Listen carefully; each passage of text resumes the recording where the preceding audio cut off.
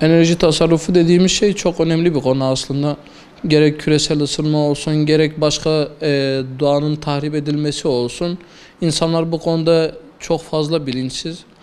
Çok şükür ki son yıllarda artan teknoloji kullanımıyla insanlar bu tür bilgilere çok daha kolay bir şekilde erişti. Ama bu da şöyle bir küresel hızlanmayı hızlandırdı diyebiliriz. Niye? Enerji tasarrufu yapılması gereken bir konu ama son yıllarda tüketen bir ülke olduğumuz için küresel ısınmayı fazlasıyla tetikliyoruz olabilir. Çünkü fazlasıyla doğa tüketiliyor, doğal kaynaklar tüketiliyor. Bu da ne yapıyor? İnsanları etkiliyor, insanların sağlığını etkiliyor. Enerji tasarrufu dediğimiz zaman genellikle ışık, elektrik, ışıktır, başka şeylere direkt akla gelir. Şimdi ışığın da insan vücudu üzerinde çok fazlasıyla etkisi var. Geceleri uyurken dahi vücut ışığın açık olmasından dolayı fazlasıyla etkileniyor.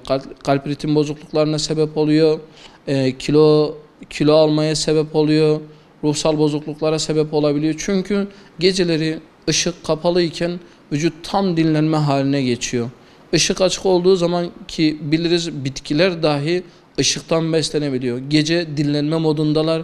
Gündüz güneş açtığı zaman beslenme moduna geçiyorlar. Yani bir sürü şeyden bahsedebiliriz. İnsanlarımız fazlasıyla tüketici bir konuma geçtikleri için artık birçok şeyi önemsemiyorlar. Mesela nedir?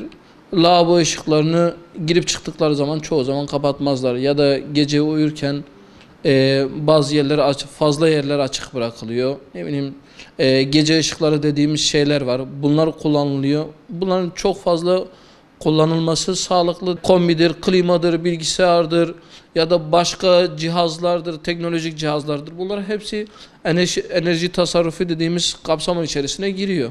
Çünkü bir şeye ihtiyacın yoksa kullandığın zaman tasarruf sağlamış olmazsın. Tasarruf yapılırsa doğa kazanır, tasarruf yapılmazsa doğa kaybeder. Bu bir gerçek. Çünkü biz eşittir doğa demek, doğa eşittir biz demek. Çünkü birbirimize muhtacız. Yaşayabilmemiz için doğaya ihtiyacımız var. Bundan dolayı enerji tasarrufuna dikkat edilmesi gerekiyor ve enerji tasarrufu yapılması gerekiyor.